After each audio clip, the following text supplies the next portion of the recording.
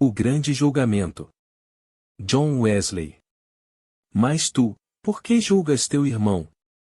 Ou tu, também, por que desprezas teu irmão? Pois todos havemos de comparecer ante o tribunal de Cristo. Romanos 14 verso 10. 1. Quantas circunstâncias concorrem para aumentar a enormidade da presente solenidade? O concurso geral de pessoas, de todas as idades, sexo, posições e condições de vida, desejosamente, ou não, reunidas, não apenas das partes próximas, mas das partes distantes, criminosos, rapidamente trazidos, e não tenho como escapar, oficiais, esperando em seus vários postos, para executar as ordens que nós tão altamente reverenciamos e oramos. A ocasião igualmente desta Assembleia acrescenta não uma solenidade pequena dela, vou ouvir e determinar causas de todos os tipos, algumas das quais são da mais importante natureza, ou das quais dependem não menos do que a vida ou a morte que revela a face da eternidade. Foi, sem dúvida, com o objetivo de aumentar o sério sentido dessas coisas, e não, nas mentes do comum, apenas, que a sabedoria de nossos antepassados não desdenharam indicar, até mesmo diversas circunstâncias precisas desta solenidade.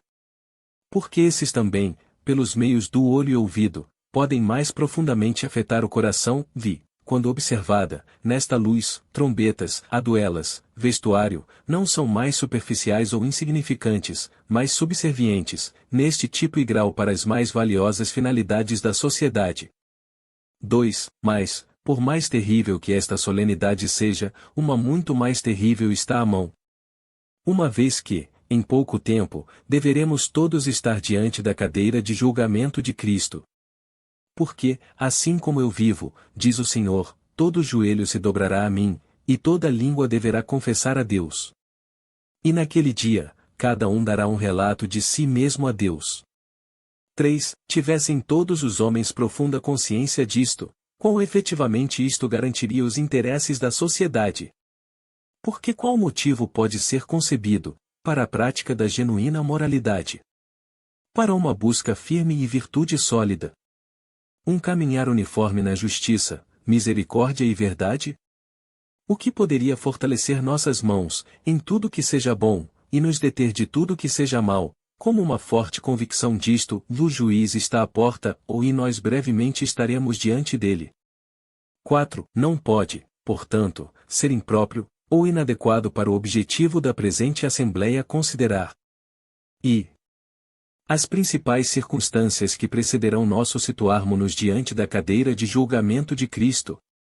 Segunda, o próprio julgamento, e terceira, algumas poucas circunstâncias que se seguirão a ele. E 1. Em primeiro lugar, vamos considerar as principais circunstâncias que precederão estarmos diante da cadeira de julgamento de Cristo. E primeiro, Deus irá mostrar os sinais na terra, Atos 2 verso 19, particularmente, ele irá ao se levantar para estremecer terrivelmente a terra. A terra deverá balançar, de um lado para o outro, como um bêbado, e deverá ser removida como uma cabana. Isaías 24 verso 20. Haverá terremotos, catatopous, não no fundo do mar apenas, mas em todos os lugares, ou não em um apenas, ou alguns, mas em toda a parte do mundo habitado, de Lucas 21 verso 2, e até mesmo, tais como não foram vistos, desde que os homens estão sobre a terra, terremotos tão poderosos e tão grandes. Em um desses toda a ilha desaparecerá, e as montanhas não serão encontradas. Apocalipse 16 verso 20. Neste meio tempo, todas as águas do globo terráqueo sentirão a violência dessas concussões, o mar e as ondas rugindo, Lucas 21 verso 25, com tal agitação, como nunca se soube antes, desde a hora em que as fontes do grande abismo se arrebentaram, para destruir a terra, e que, então, ficaram fora e dentro da água. O ar será todo temporal e tempestade, cheio de vapores negros e opilares de fumaça. Joel 2 verso 30, e mostrarei prodígios no céu, e na terra, sangue e fogo, e colunas de fumaça, ressoando, de maneira assombrosa, de polo a polo, e se rasgando em 10.000 raios. Mas a comoção não parará na região do ar, os poderes dos céus também deverão ser estremecidos. Haverá sinais no sol, e na luz, e nas estrelas. Lucas 21 versos 25 e 26, as que são fixas, e as que se movem em volta da terra. O sol se transformará em escuridão, e a lua em sangue, antes do grande e terrível dia da vinda do Senhor. Joel 2 verso 31. As estrelas recolherão seu brilho. Joel 3 verso 15, e sim, e o cairão do céu. Apocalipse 6 horas e 13 minutos, saindo fora de suas órbitas. E, então, ouvir-se-á o grito universal, de todas as companhias do céu, seguidas pela voz do arcanjo, proclamando a aproximação do Filho de Deus e homem, e a trombeta de Deus, soando um alarme, para todos que dormem no pó da terra, e Tessalonicenses 4 verso 16. Em consequência disto, todas as sepulturas se abrirão, e os corpos dos homens se erguerão.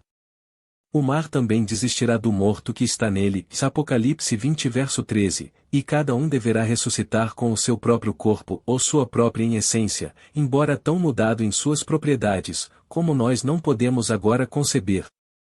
Porque este corruptível, então, se revestirá de incorruptibilidade, ou I Coríntios 15 verso 53. Sim, morte e Hades, o mundo invisível, entregarão o morto que está neles, ou Apocalipse 20 verso 13. De modo que todo o que sempre viveu e morreu, desde que Deus criou o homem ressuscitará incorruptível e imortal. 2. Ao mesmo tempo, o Filho do Homem enviará seus anjos, sobre toda a terra, e eles reunirão seus eleitos dos quatro ventos, de uma extremidade à outra. Mateus 24 verso 31. E o próprio Senhor virá com nuvens, em sua própria glória, e a glória de seu Pai, com 10.000 de seus santos, até mesmo, miríades de anjos, e deverá se sentar no trono de sua glória. E, diante dele, se reunirão todas as nações, e separará uns dos outros, e estabelecerá a ovelha, o bom, de seu lado direito, e os bodes, o mau, do lado esquerdo. Mateus 25 verso 31, etc. Concernente a esta Assembleia Geral é que, o amado discípulo fala assim, eu vi o morto, todo que estavam mortos, pequeno e grande, de pé, diante de Deus, e os livros foram abertos, ou uma expressão figurativa, referindo-se plenamente à maneira de proceder entre os homens, e o morto foi julgado, por aquelas coisas que estavam escritas nos livros, de acordo com suas obras. Apocalipse 20 verso 12. Segunda. Estas são as principais circunstâncias que estão registradas nos oráculos de Deus, como precedendo o julgamento geral. Nós, em segundo lugar, consideraremos o próprio julgamento, até onde agrade a Deus revelá-lo. 1. A pessoa, através de quem Deus julgará o mundo, é seu unigênito Filho, cujas saídas são da eternidade, ou que é Deus sobre todos, abençoado para sempre. Junto a ele, sendo o irradiador da glória de seu Pai, a imagem expressa de sua pessoa. Hebreus 1 verso 3, o Pai o confiou todo julgamento, porque ele é o Filho do homem. João 5 versos 22 e 27, porque, embora ele fosse na forma de Deus, e embora não fosse roubo ser igual com Deus, ainda assim ele se esvaziou, tomando para si a forma de um servo, sendo feito na semelhança de homens. Filipenses 2 versos 6 e 7, e assim, porque eu sendo encontrado na atualidade como um homem, ele se humilhou, ainda mais além, tornando-se obediente à morte, até mesmo, à morte na cruz. Pelo que Deus tem altamente exaltado a ele, ou mesmo em sua natureza humana, e ordenado a ele, como homem, a experimentar os filhos dos homens, a ser juiz, tanto do desperto, quanto do morto, ou ambos daqueles que estarão vivos na sua vinda, e aqueles que se reuniram antes aos seus antepassados. 2. O tempo, denominado pelo profeta, o grande e terrível dia, é usualmente, intitulado o dia do Senhor, nas Escrituras. O espaço da criação do homem sobre a terra, até o fim de todas as coisas, é o dia dos filhos dos homens, o tempo que está agora passando sobre nós é propriamente nosso dia, quando este acabar, o dia do Senhor começará. Mas quem pode dizer por quanto tempo ele continuará? Para o Senhor, um dia é como 1000 anos, e 1000 anos como um dia. Segundo Pedro 3 verso 8. E, desta mesma expressão, alguns dos antepassados esboçaram aquela inferência, aquele, que é comumente chamado o dia do julgamento, seria, de fato, 1000 anos, e parece que eles não foram além da verdade, ou mais do que isto, provavelmente eles não avançaram para ela. Porque, se nós considerarmos o número de pessoas que serão julgadas, e as ações que serão inquiridas nisto, não parece que 1000 anos serão suficientes para as transações daquele dia, ou de maneira que não pode ser improvável abranger diversos 1000 anos. Mas Deus deverá revelar isto também a seu tempo. 3. Com respeito ao lugar onde a humanidade será julgada, nós não temos relato explícito nas Escrituras. Um eminente escritor, mas não ele apenas, muitos têm sido da mesma opinião, supõe que seja na terra, onde as obras foram feitas, e pelas quais eles serão julgados, e que Deus, com este objetivo também, empregará os anjos de sua força, para suavizar e estender o espaço ilimitado, e expandir uma área para toda a raça humana. Mas, talvez, seja mais de acordo com o próprio relato do Senhor, de sua vinda nas nuvens, supor que será acima da terra, se não, 2 vezes uma altura planetária. E esta suposição não é pouco favorecida pelo que Paulo escreve aos Tessalonicenses: o morto em Cristo ressuscitará, primeiro. Então, nós que permanecermos vivos, seremos arrebatados com eles nas nuvens, para encontrarmos o Senhor no ar. 1 Tessalonicenses 4 versos 16 e 17. De maneira que parece mais provável que o grande trono branco será altamente exaltado acima da terra. 4. As pessoas a serem julgadas, quem pode contar algo mais do que as gotas da chuva, ou as areias do mar? Eu vi, diz João, uma grande multidão que nenhum homem pode calcular, vestida com seu manto branco, e palmas em suas mãos. Quão imenso, então, deve ser o total da multidão de todas as nações, e afins, e pessoas, e línguas, de todos que surgiram dos lombos de Adão, desde que o mundo começou, até que o tempo não mais existisse. Se nós admitirmos a suposição comum, que parece, de forma alguma, absurda de que a Terra suporta, a qualquer tempo, não menos do que 400 milhões de almas viventes, homens, mulheres, e crianças, o que uma congregação dessas gerações, que tem sucedido, umas às outras, por 7000 anos, deve fazer. O mundo do grande Xerxes, em armas, o orgulhoso anfitrião de Canaã. Todos estão aqui, e aqui todos estão perdidos. Os seus números avolumam-se, para serem discernidos em vão. Perdidos, como uma gota no alto mar sem fim. Todo homem, toda mulher, toda crianças dos dias, que sempre respiraram o ar vida, ouvirão a voz do Filho de Deus, e voltar à vida, e aparecer diante dele. E isto parece ser a significação natural daquela expressão, do morto, pequeno e grande, ou todos universalmente, ou todos, sem exceção, todos de todas as idades, sexo, ou grau, todas que alguma vez viveram e morreram, ou foram submetidos a tal mudança, que será equivalente com a morte. Porque, muito tempo antes deste dia, a grandeza do espírito humano desaparece, e mergulha no nada. Até mesmo, no momento da morte, este desaparece.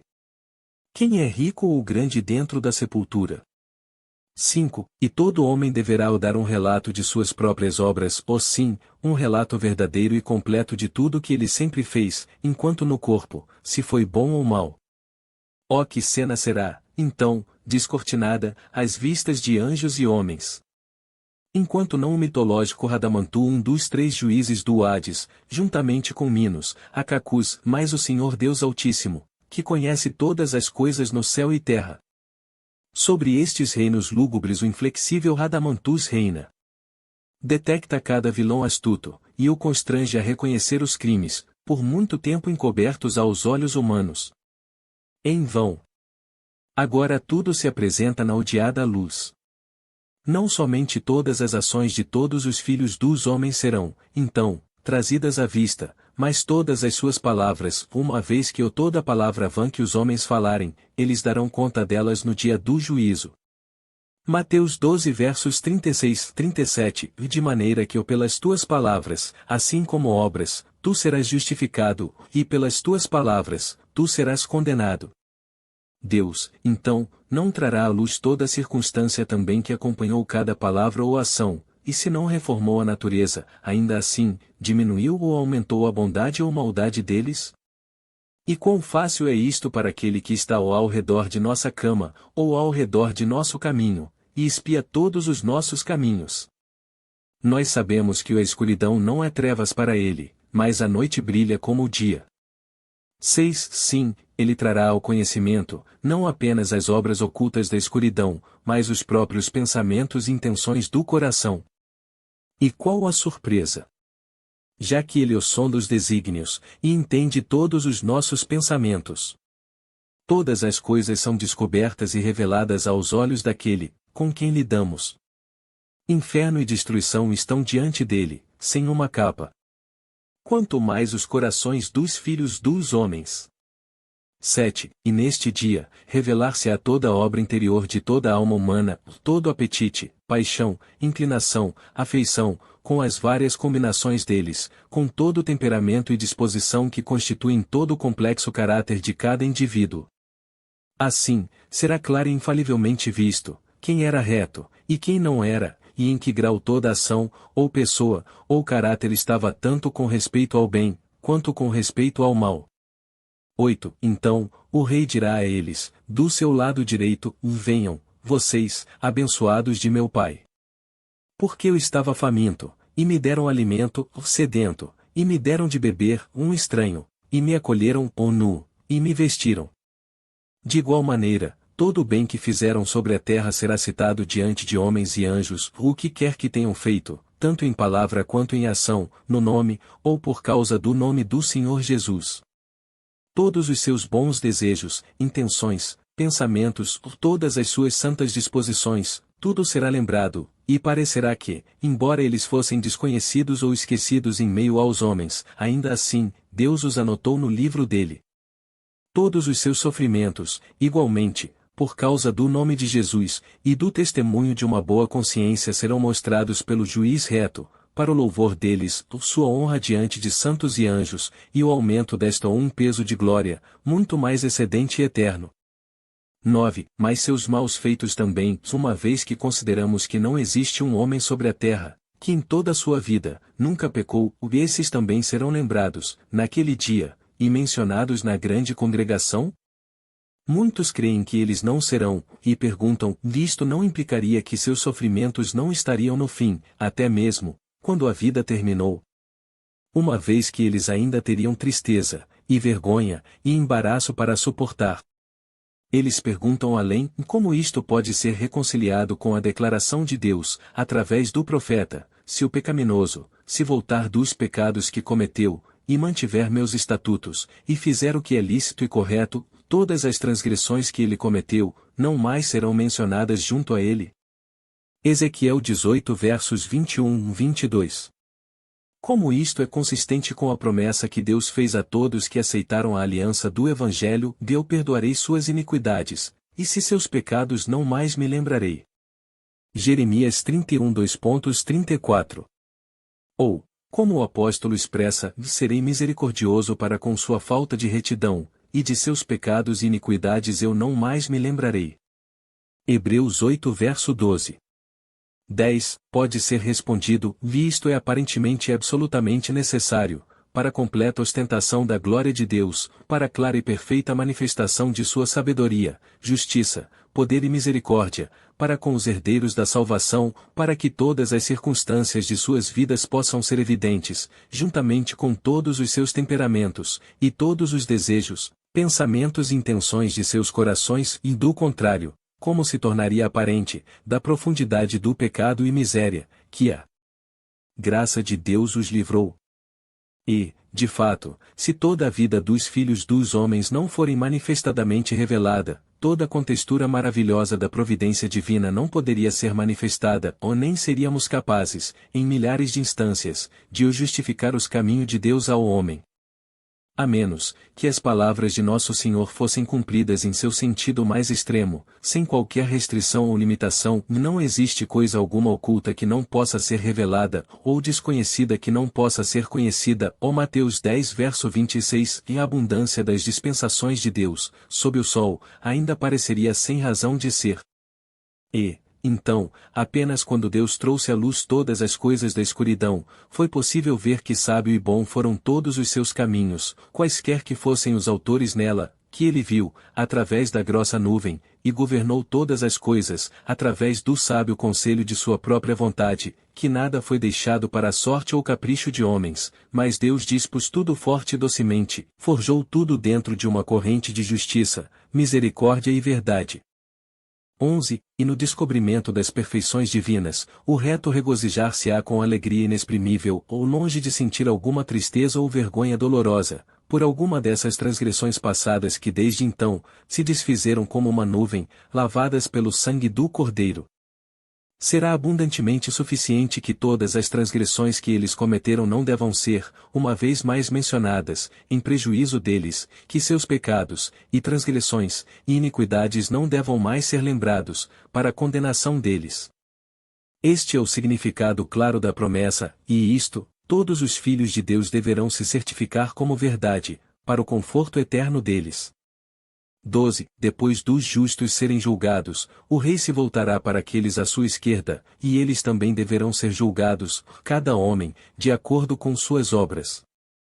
Mas não apenas suas obras exteriores serão trazidas para o relato, mas todas as palavras pecaminosas que eles, alguma vez, falaram, sim, todos os desejos, afeições, temperamentos maus, que têm, ou tiveram um lugar em suas almas, e todos os pensamentos ou desejos maus, que alguma vez, foram nutridos em seus corações.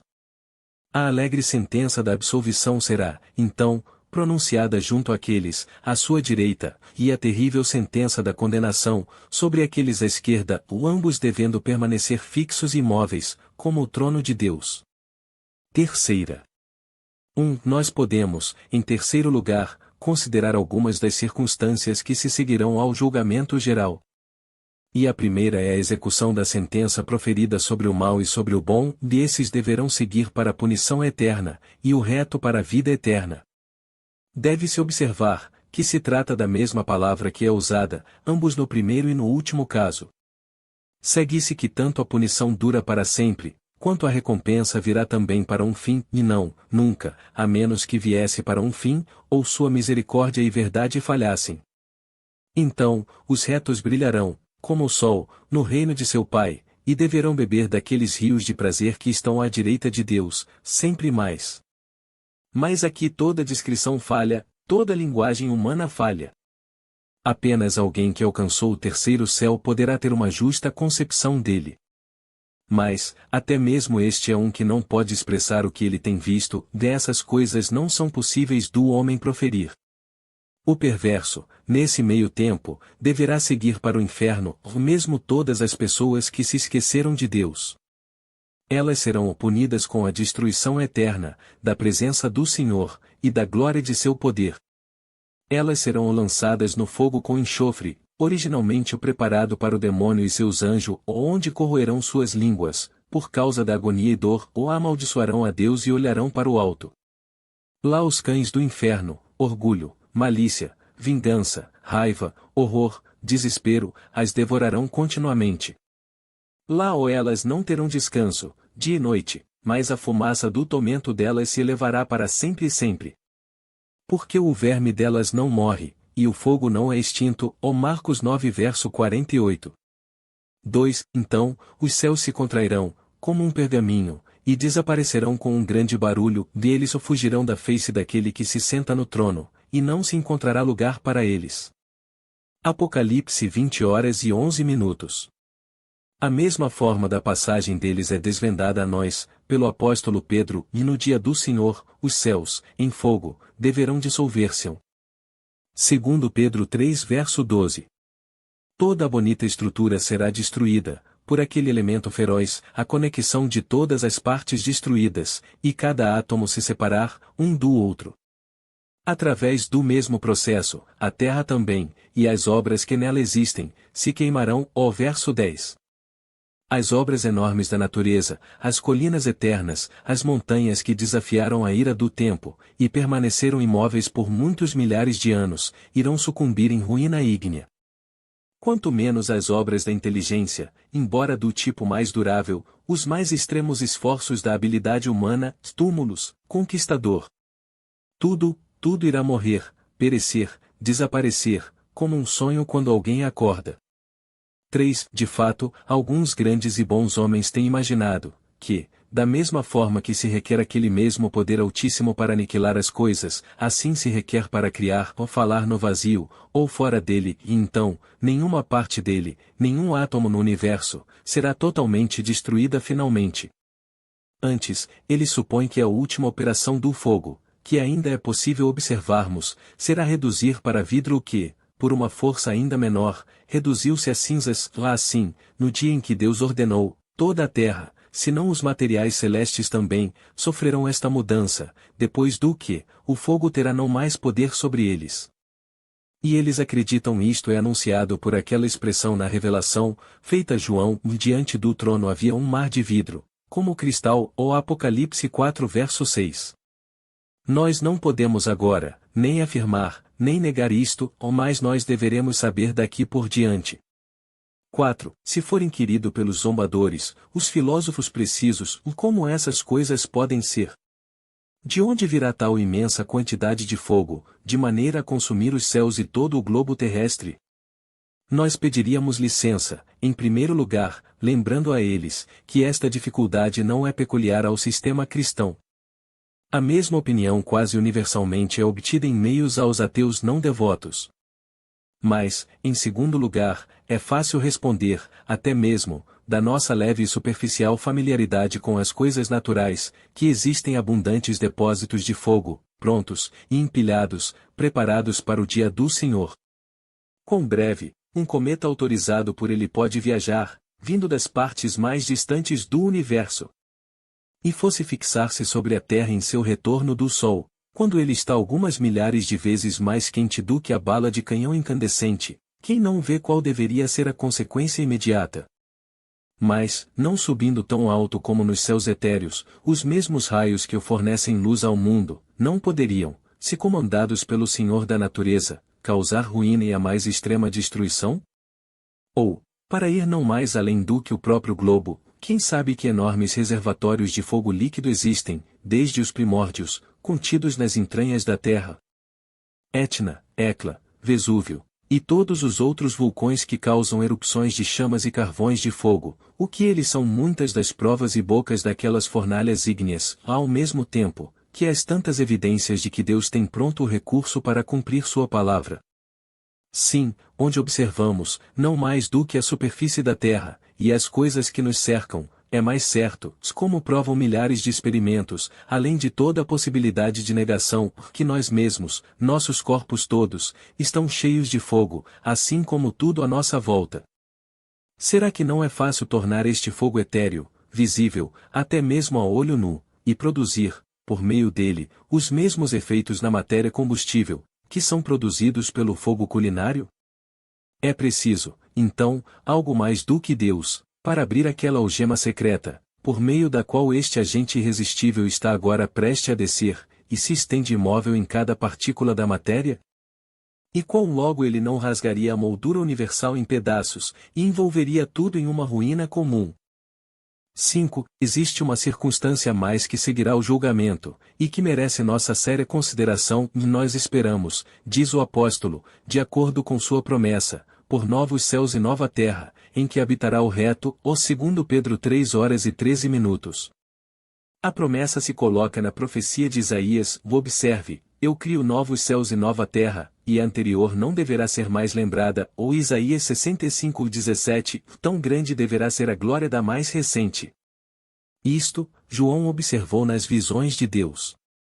Eu vi, disse ele, um novo céu e uma nova terra, porque o primeiro céu, e a primeira terra já se passaram. Apocalipse 21 verso 1. E apenas o reto habitará nela, e assim sendo, ele acrescenta, e eu ouvi uma grande voz do terceiro céu, dizendo, observe, o tabernáculo de Deus está com os homens, e ele habitará com eles, e eles serão seu povo, e o próprio Deus estará com eles, e será seu Deus. 21 verso 3.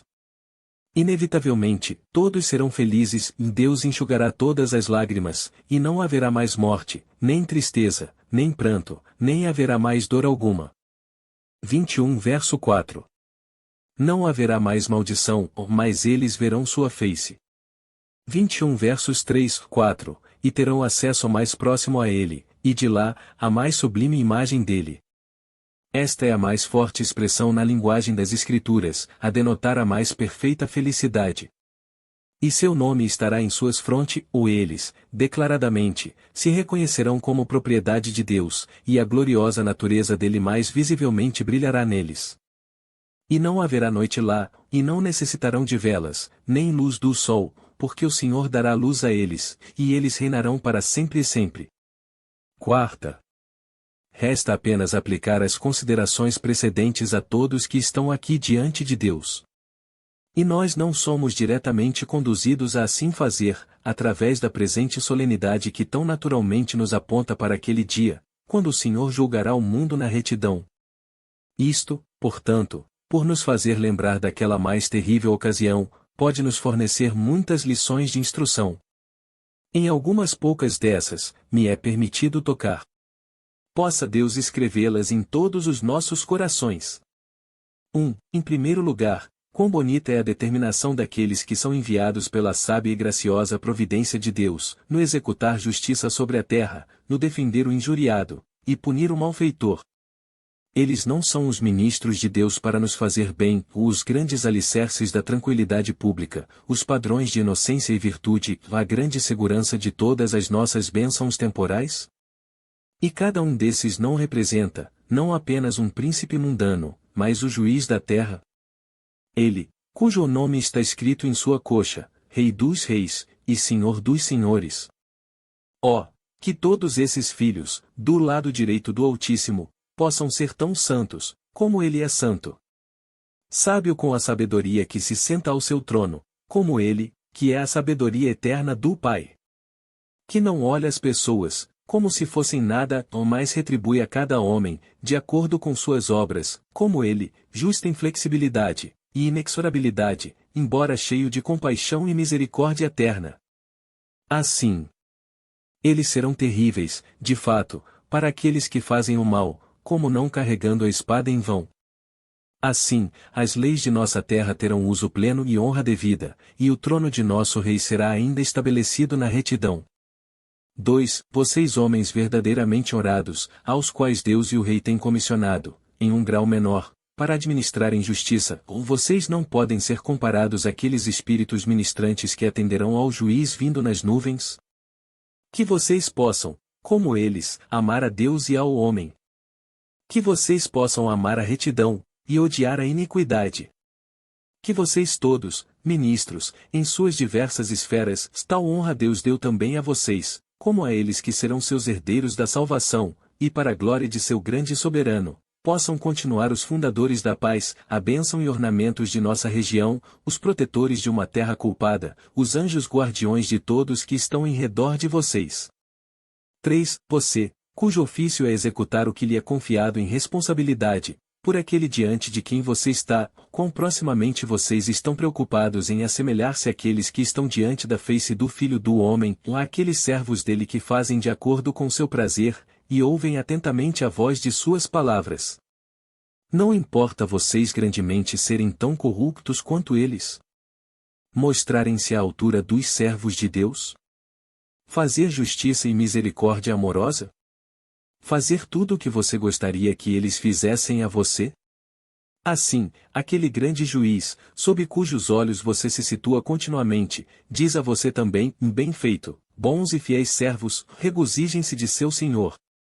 4. Permita-me acrescentar algumas poucas palavras a todos vocês que estão, neste presente dia, diante do Senhor. Vocês não poderiam suportar em suas mentes, durante todo o dia, que um dia mais terrível está vindo? Que grande assembleia é esta! Mas o que é isto, para aquela que todo olho irá, então, ver a grande assembleia de todos os filhos dos homens que alguma vez viveu sobre a face de toda a terra? Hoje em dia, poucos estarão na cadeira de julgamento, para serem julgados no tocante ao que foi colocado sob a responsabilidade deles, e eles estão agora restritos em prisão ou talvez algemados, até que sejam trazidos para serem julgados e sentenciados. Mas nós todos deveremos ou nos sentar na cadeira de julgamento de Cristo, ou eu que falo, e vocês que ouvem. E estamos agora restritos nesta terra, que não é nosso lar, nesta prisão de carne e sangue, ou talvez, muitos de nós em algemas de escuridão também, até que sejamos trazidos adiante.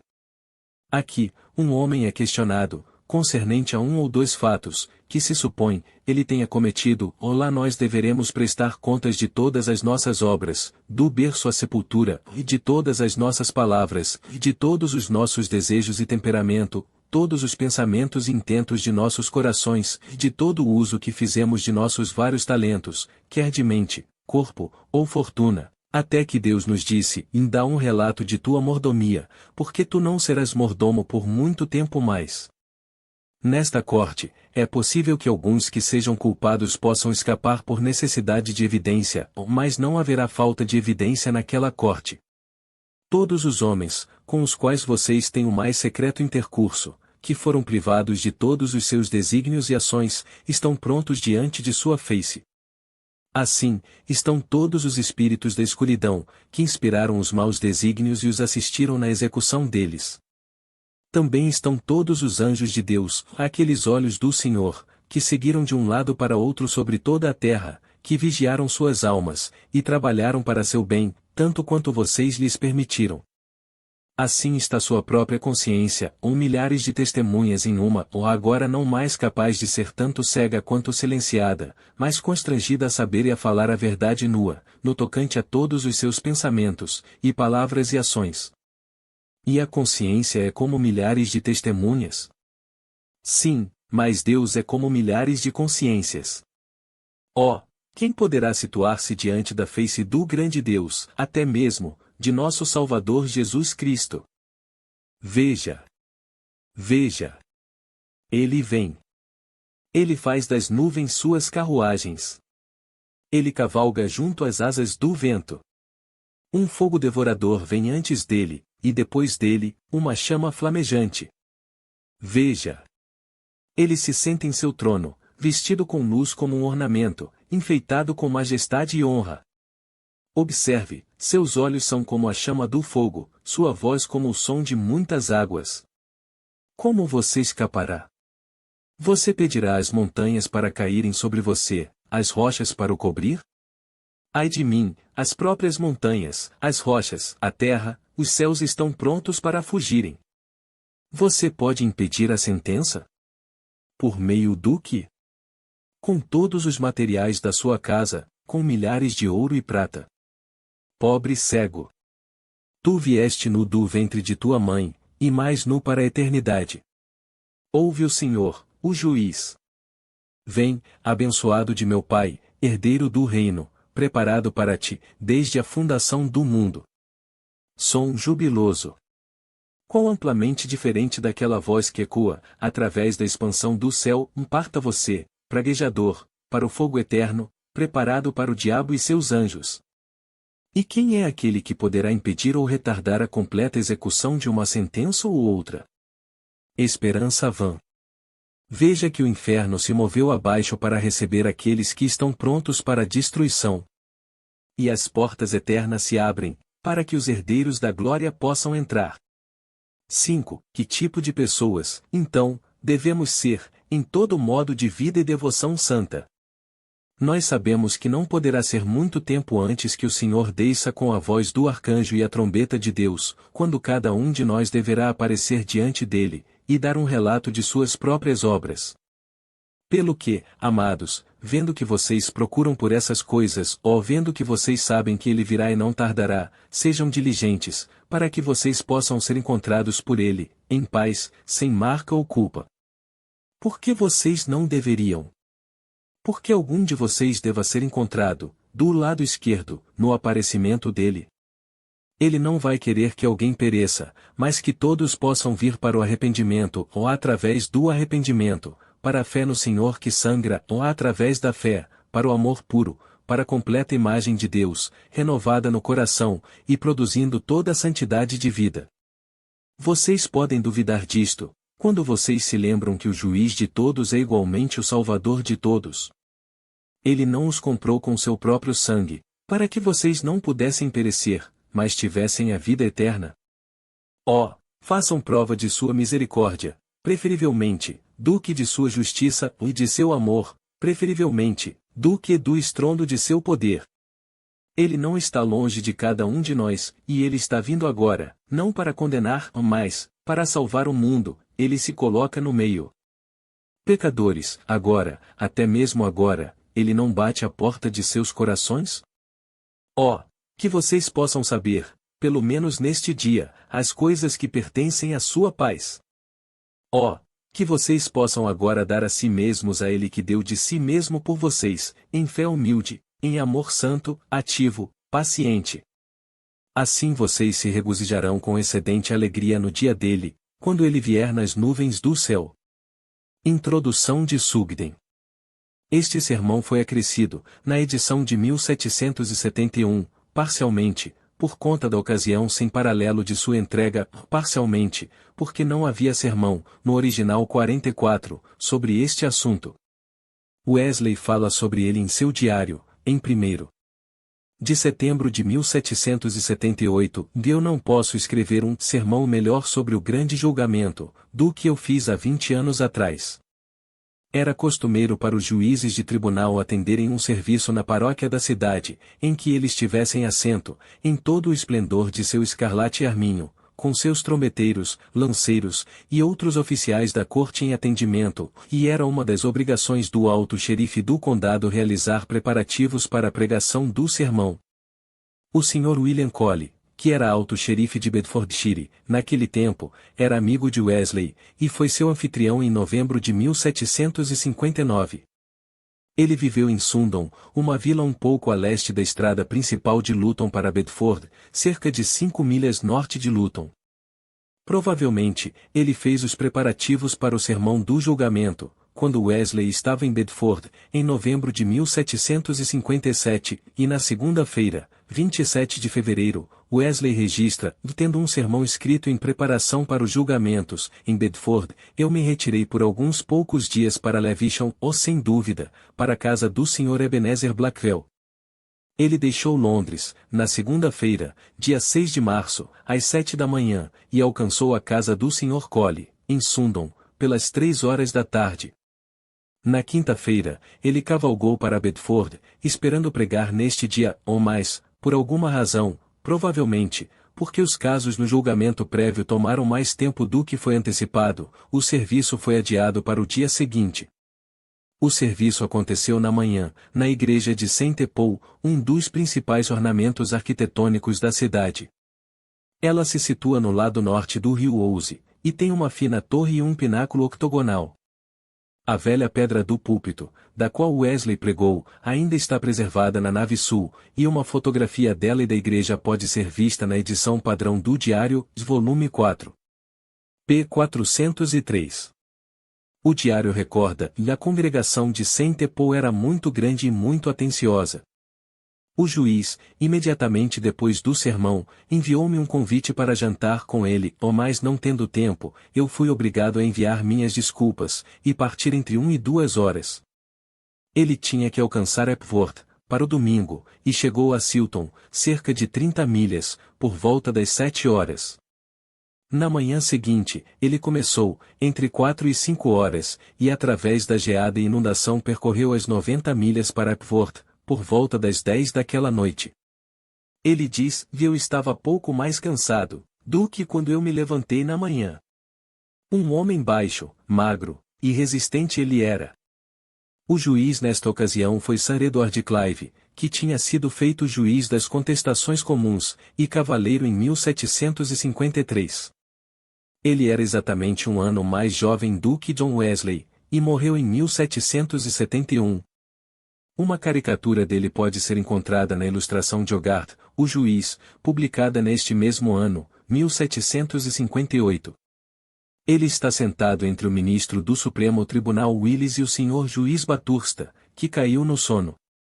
Ele é representado como uma pequena cabeça, quase perdida em sua cabeleireira, funda, um nariz longo, fino, e um queixo quebra-nozes. O sermão foi publicado separadamente por Tree, naquele mesmo ano, a pedido do alto xerife e outros, e teve algumas 10 edições durante a vida de Wesley. O reverendo Richard Green o chama de um modelo de sermão, e diz que ele é bem estruturado, claro, prático, sincero, as afirmações são todas apoiadas nas escrituras apropriadas, e a verdade fielmente aplicada à consciência. O título O Grande Julgamento foi um nome familiar para o último julgamento, ele é encontrado já no ano de 1340, em Remorsos da Consciência de Ampoli, 5514, e diversas outras instâncias são dadas no dicionário Oxford. Assise. A nota preliminar, pregado, quando do julgamento, etc., nas edições modernas é da página título da segunda edição, também publicado em Londres por Tire. Ele aparece na forma abreviada na edição de 1771, sem a última cláusula publicada a pedido, etc. 2 pontos no sermão chamam para o criticismo sistema filosófico de Kant, que procura determinar os limites da razão humana ou racionalismo crítico, na visão de recentes investigações no ensino escatológico do Novo Testamento. Em primeiro lugar, Wesley identifica, sem discussão, o dia de Jeová do Velho Testamento, profetas e os apocalípticos escritores judeus, com o dia da segunda vinda de Nosso Senhor, a ressurreição geral, e o último julgamento, dos documentos do Novo Testamento, e ele usa indiscriminadamente passagem de todas essas fontes para dar detalhes e caráter pitoresco a seu quadro. Além disso, ele adota a mais literal interpretação delas todas, o único ponto em que ele evita sendo a duração do dia do julgamento, que ele pensa ou não podem provavelmente compreender diversos milhares de anos, ou e o abrir dos livros, que ele diz é uma expressão figurativa. Dificilmente se poderá duvidar de que o ensino de Nosso Senhor foi largamente influenciado pelo Velho Testamento e concepção apocalíptica, especialmente em suas predições a respeito da destruição de Jerusalém e da política judaica, mas ele acrescentou a isto, a ideia de um julgamento individual, assim como nacional, e estendeu seu escopo para o mundo todo. Em segundo lugar, Wesley adota uma visão de que o último julgamento terá lugar em algum tempo definido, na história futura do mundo, quando as vidas de todos os homens serão revistas e a sentença pronunciada junto a eles. Este é certamente o significado óbvio do ensino dos livros do Novo Testamento, que foram escritos antes da destruição de Jerusalém pelos romanos, mas quando aquela tremenda catástrofe tomou lugar, e tornou-se claro que o grande julgamento e o fim da era não tinha vindo, encontramos nos escritos de João, uma nova maneira de ensino, implicando que o julgamento é realmente contínuo e agora prossegue. Assim, ele que crê nele não é julgado, ele que não crê já foi julgado, e este é o julgamento, para que a luz, conhecimento viesse para o mundo, e os homens amaram a escuridão, preferivelmente do que a luz, porque as obras deles eram mais. João 3 verso 18. Novamente, em verdade, lhes digo que aquele que ouve minha palavra e crê nele que me enviou terá a vida eterna e não virá para o julgamento. A hora vem e é agora, quando os mortos ouvirão a voz do Filho de Deus, e eles que ouvirem, viverão. João 5 verso 24. Novamente, por causa do julgamento, eu vim para este mundo. João 9 verso 39. Novamente, agora é o julgamento deste mundo. João 12 verso 31. Ao mesmo tempo, João também fala de uma ressurreição futura geral, do último dia, e o do dia do julgamento. Parece claro, porque Nosso Senhor falou nos termos da crente nacional corrente de seu tempo, que era derivada dos profetas do Velho Testamento e dos apocalipses dos períodos pérsios e gregos, o tempo entre os livros. 2. Que ele usou de métodos de ilustrações, preferivelmente ao método abstrato de transmitir a verdade para seus ouvintes. Ele pode, assim, seguramente dizer que os elementos essenciais de seu ensino são, que haverá um julgamento universal de todos os homens, 2, que ele mesmo será o juiz. 3. Que o padrão do julgamento será sua própria vida e ensino, tanto quanto aqueles que tiveram a oportunidade de conhecê-lo estão preocupados. 4. Que para o pagão, o padrão será a própria consciência dele. 5. Que os resultados do julgamento são decididos nesta vida, e 6. Que a decisão será final. Mas quanto à extensão para a qual suas representações do último julgamento deverão ser tomadas, quando expressando fato físico literal, nós deveríamos ser mais sábios, se confessássemos nossa ignorância e nossa inaptidão para alcançarmos alguma conclusão dogmática. Quanto ao texto, a melhor leitura atestada é: nós deveremos todos nos situar diante da cadeira de julgamento de Deus, ou na verdade, este texto é usado por alguns dos antepassados para provar a divindade de Cristo, porque ele deixa claro, em muitas passagens, que ele será o juiz, e o juiz é aqui chamado de Deus. Notas de rodapé, Sugden. 1. Nosso gracioso soberano é George II. Wesley foi sempre intensamente leal. Em 1744, ele escreveu um discurso de suas sociedades para o rei no qual ele diz: estamos prontos a obedecer a sua majestade ao extremo, em todas as coisas que concebemos esteja de acordo com a palavra de Deus. E nós exortamos sinceramente todos com os quais convivemos, a assim como eles temem a Deus, orarem o rei. O discurso não foi enviado, principalmente porque poderia significar que os metodistas eram um corpo distinto da Igreja Nacional. Em 1745, o ano da invasão da Inglaterra, pelos jovens pretendentes, ele escreveu ao prefeito de Newcastle: tudo o que eu posso fazer pela sua majestade, a quem eu honro e amo, e eu penso não menos do que eu faria ao meu próprio pai, e é isto, que eu clamo a Deus, dia a dia, para colocar todos os seus inimigos em confusão, etc. Quando George II morreu em outubro de 1760, ele registra em seu diário: 25 de outubro o rei George reuniu-se aos seus antepassados. Quando a Inglaterra terá um príncipe melhor? Alguém pensa de Carlyle, Sartor 1.9. A sua peruca de crina de cavalo dependurada, pele de esquilo, e luva de pelúcia, por meio dos quais todos os mortais sabem que ele é um juiz. A sociedade, que, quanto mais eu penso nela, mais me espanto, é alicerçada em junto ao clero. Wesley nunca menosprezou a forma e o cerimonial, ele próprio vestia trajes cerimoniais para seus estudos bíblicos, com suas sociedades em Londres e Bristol, e para seus serviços pregações no campo. 2. Este parágrafo, finamente e impressivelmente composto, como ele é um desafio a toda exegese profunda. Algumas das palavras citadas referem-se à invasão de Judá pelos assírios, ou algumas, à vinda do Espírito Santo, ou algumas à destruição de Jerusalém pelos romanos, ou algumas à queda da própria Roma. Todas essas foram, em um sentido, dias de Jeová, mas não havia garantia para transferir todos esses sinais ao dia final de julgamento, nem para a interpretação literal deles.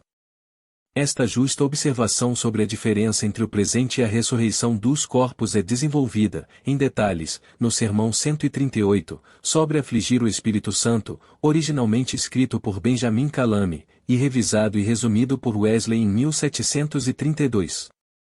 Essência e propriedades são aqui usadas em seu sentido filosófico: o corpo será o mesmo em essência, não composto das mesmas partículas materiais, mas suas propriedades, por exemplo, suas características e qualidades serão inteiramente mudadas. Acima de tudo, ele será um corpo pneumático, e não um corpo físico, ou por exemplo, ele estará bem adaptado para o uso e manifestação do espírito, como o corpo presente é adaptado para o uso e manifestação da psique ou alma animal. Hades é muito propriamente substituído por o inferno, que está aqui. E, de fato, em todas as passagens, onde está a tradução de Sheol, ou Hades, que mais impressão errada dá ao leitor inglês. Ele é o mundo dos espíritos que partiram, e não o lugar de punição do diabo e seus anjos. 3. Todas as nações são mais exatamente todos os gentios. Este relato do julgamento refere-se apenas ao julgamento das nações pagãs, que não têm ouvido de Cristo, e o padrão do julgamento não está de acordo com a relação deles para com ele, mas o cumprimento de suas obrigações comuns de delicadeza e caridade lá demonstradas. É um suplemento das 3 parábolas precedentes do mordomo, das virgens, e dos talentos, a primeira descrevendo o julgamento do ministro cristão, a segunda e terceira de 2 lados do julgamento daqueles que ouviram o Evangelho, primeiro do ponto de vista da fé, ou segundo, do ponto de vista das obras. O amado discípulo. É certo que Wesley aceita a autoria do Apocalipse como sendo de João. 4. Resplendor, mais exato do que o esplendor, o Filho é para o Pai como os raios de luz são para o Sol. Embora não seja roubo, ou melhor, embora não seja um propósito procurar alcançar ou ser igual com Deus.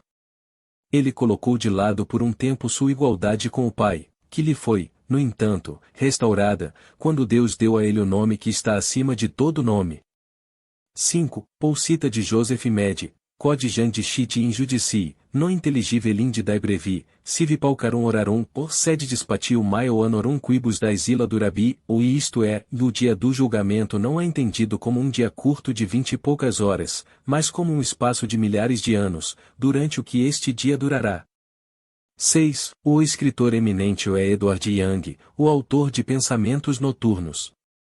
A citação é de seu poema O Último Dia, ou 1721, o original transcorre assim. Suavizar e estender. Teu espaço ilimitado. 2 vezes a altura planetária. Young diz, e agora o triunfo descendente interrompe sua luta da Terra ocupada, 2 vezes a altura planetária. Presumivelmente, ele quer dizer 2 vezes tão distante, quanto a Terra é do planeta mais longínquo. Tudo isto parece preferivelmente de pouco valor solene. 7. 400 milhões, ou está agora estimado como, mais ou menos, 115 milhões. Mas alguns poucos milhões, mais ou menos, não merecem consideração em tal cálculo completamente indeterminado como este. A citação é novamente de Young. Wesley protesta contra alguém que altere os versos de seu irmão, mas ele nunca hesita em fazer a mesma coisa com outras pessoas. A passagem original em Young transcorre. O mundo do grande Xerxes, em armas, o orgulhoso anfitrião de Canaã. Onde Cartago ensinou Roma vitoriosa a se render. A imortal Belém, a celebrada anfitriã de Ramelia. Todos estão aqui, e aqui todos estão perdidos. Os seus milhões vendidos para serem discerníveis em vão. Perdidos, com uma onda em teu alto mar sem fim. 8. A citação é de Aeneide de Virgílio. O assunto dos verbos é Radamanthus, o juiz místico do morto. Nenhuma tradução é fornecida em 1771 edições modernas dão a versão de Dryden. O significado é o Radamanthus de Gnosus aqui mantém o seu bastão de ferro, e os açoite e ouve suas fraudes, e compele cada homem a confessar as expiações proteladas até a morte, ai de mim. Muito tarde, que foram devidas para os crimes que ele cometeu na terra, regozijando-se em esperança vã de que eles pudessem ser ocultos. 9. Para justificar o caminho de Deus para o homem, ou do paraíso perdido de Milton. No original a última linha é o homens. 10. O terceiro céu. Paulo, 2 Coríntios 12 verso 2, diz como ele alcançou o terceiro céu, ou paraíso, e ouviu palavras indizíveis que não estão no poder do homem falar. É duvidoso, se ele pensou de 3 céus apenas, a saber, o céu da atmosfera e nuvens, o céu do sol e estrelas, e o céu do morto abençoado, ou aceitou a crença judaica nos 7 céus, do qual o paraíso foi o terceiro em ordem de baixo para cima. Wesley admite nenhuma esperança final para o impenitente, e interpreta literalmente essas passagens que falam do julgamento deles. No primeiro, contudo, inferno é Sheol, e tudo o que o salmista diz é que todas as nações, se não as pessoas, que esqueceram Deus irão partir para o mundo do morto. No Sermão 73, sobre o inferno, ele é completamente explícito quanto à sua crença no tormento sem fim do mal, em material de fogo. Nenhum desses sermões, contudo, parte da doutrina padrão metodista. 11. A destruição final da Terra, pelos fogos está completamente dentro dos limites de possibilidade. O impacto de algumas estrelas viandantes geraria calor suficiente para o propósito, ou pode ser aquela gravitação que irá, por fim, dominar a força centrífuga e o arco irá cair no Sol. Mas tais especulações são tão infrutíferas quanto incertas, e a ideia no próximo parágrafo da origem do mar de vidro é meramente grotesca. 12. Cícero é o autor da frase "os filósofos precisos". Ele fala no Senec de Oquidam Minuti Philosophi, significando levianos, insignificantes. No uso inglês ela preferivelmente significa meticulosos, precisos, especuladores. Toda esta discussão quanto à quantidade de fogo é absurda. O fogo não é uma coisa, mas um estado de violenta combinação química. Um palito de fósforo é completamente suficiente para causar uma conflagração, se houver combustível suficiente. Wesley estava ardentemente interessado no fenômeno elétrico, e foi o primeiro homem na Inglaterra a fazer uso dele como agente curativo. Seu panfleto chamado O Desideratum, ou Eletricidade Feita Clara e Útil, publicado em 1760, detalha muitos dos experimentos de Franklin, tais como extraindo faíscas do corpo humano ou da pele de um gato. Isto é o que ele pensava quando ele disse que nossos corpos estão cheios de fogo. Livre pensador foi o nome reivindicado pelos deístas e outros que rejeitaram a revelação cristã, no início do século XVIII. Aqui Wesley o usa de Ovídio, o poeta romano, com uma espécie de sugestão de que os livres pensadores modernos eram semelhantes a ele em suas visões religiosas. A citação é de Metamorfose, 1256, onde Júpiter, preparando para arremessar seus raios com trovões, hesita em fazê-lo, a fim de que ele não fixasse o éter chamejante, porque ele se lembra que isto está entre os decretos do destino, de que um tempo virá quando o mar, a terra, e o palácio do céu pegarão fogo e queimarão, e a massa do mundo, tão laboriosamente construída colocar-se-á em perigo. 13. Em sua sã consciência, ou assim o autor do antigo poema Quintis Morale diz, Vel shelmen seal rindem biclupin indiecai seal rindemen, in risai veorquem de risi tanctovit nesse receal temen, que traduzido é, todo homem deverá acusar a si mesmo lá, e todo homem julgará a si mesmo por sua própria obra e sua consciência, ele trará para testemunharem. Veja! Veja! Ele vem. Uma das mais refinadas e mais comovidas perorações de Wesley.